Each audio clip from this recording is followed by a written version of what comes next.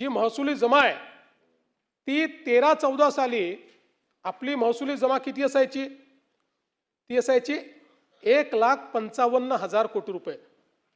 मी round figure करतोय, ते बाकी शिल्लक सोडून देतो. 1,55,000 कोटी रुपयावरनं ती 6,16,000 कोटी रुपयांवर 10 वर्षामध्ये पोहोचली. आणि कर्जाचं प्रमाण देखील हे आपण जर म्हटलं साधारणपणे त्यात काही फार फरक नाही आहे. 13-14 साली हे प्रमाण 16.90% म्हणजे 17% होतं, ते 18.5%वर गेलंय. त्यामुळे आपण जर, आणि हे जाण्याचं मेन कारण आहे 2 कोविडचे वर्ष आहेत की ज्या 2 कोविडच्या वर्षांमध्ये आपल्याला अतिरिक्त कर्ज घेण्याची परमिशन मिळाली आणि ते अतिरिक्त कर्ज आपण घेतलं, पण काही हरकत नाही. त्यासोबत आता भांडवली खर्च, कारण आपल्यापैकी प्रत्येकाला माहिती आहे की तुम्ही कर्ज तर एवढं घेताय, भांडवली खर्चात काही वाढ झाली आहे की नाही. भांडवली खर्च केला तरच राज्य त्या ठिकाणी खऱ्या अर्थानं टिकणार आहे. आणि म्हणून 13-14 साली आपला भांडवली खर्च होता वर्षाला 25,129 कोटी. 25,129 कोटी. आता तो किती झालाय? आता तो झाला आहे पॅरास्टेटल सहित 2 लाख कोटी.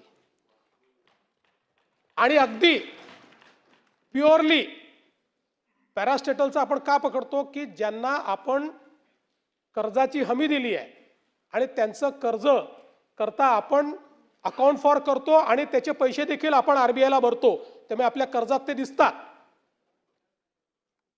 त्यांच्या सहित तो 2 लाख कोटी आहे. आणि त्यांना काढूनही टाकलं म्हणजे उदाहरणादाखल MSRDC किंवा अजून असे आपले जे पॅरास्टेटल्स आहेत ते काढून टाकले तरीही आपला खर्च 1,17,376 कोटी रुपये, म्हणजे 25,000 कोटीवरनं आम्ही 2 लाख कोटीवर पोहोचलोय 10 वर्षांमध्ये कॅपिटल एक्सपेंडिचरमध्ये.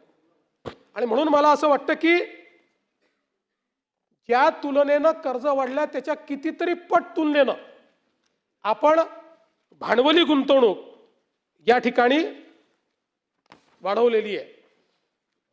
प्रभूसाहेब आमचे म्हणाले राज्यावर कर्ज अधिक आहे, तर मी म्हटलं आपण सोप्या शब्दात सांगावं. प्रभूसाहेब, मी तुमचं निवडणुकीचं ॲफिडेव्हिट बघितलं. तुमच्या निवडणुकीच्या ॲफिडेव्हिटमध्ये तुमची संपत्ती 14 कोटी आहे आणि तुमच्यावर दायित्व म्हणजे कर्जच म्हणू त्याला, हे 3,54,00,000 आहे.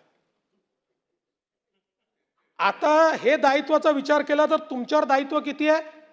25.28% आणि महाराष्ट्रावर 18%. आता या दायित्वानी मला सांगा तुम्ही कर्जबाजारी होणार का? तुम्हाला नादारी घोषित करावी लागणार का?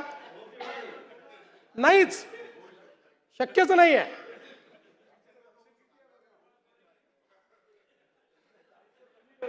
अरे आमच्यासारखे मित्र आहेत तुमच्यासोबत, काय चिंता करता, पण नाहीच.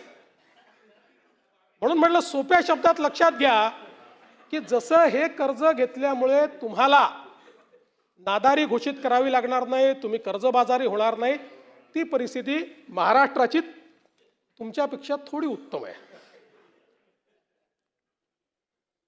आता आमचे जयंतराव तर थेट मणकर्णिका घाटावर पोहोचले.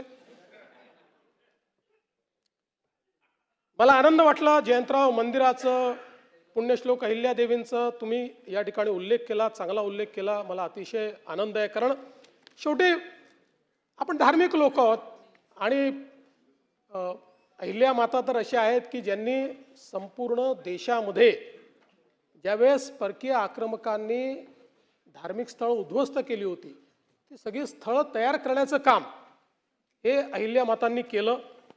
अर्थात तुमच्याही सरकारला अहिल्यादेवींचा सन्मान करण्याची संधी होती, पण 66 वर्षात तुम्ही अहमदनगरचं नाव अहिल्यानगर नाही केलं.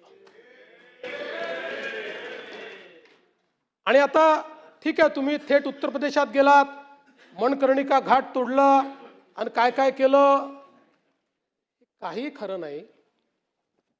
मणकर्णिका घाटाचं संवर्धनाचं काम चाललेलं आहे.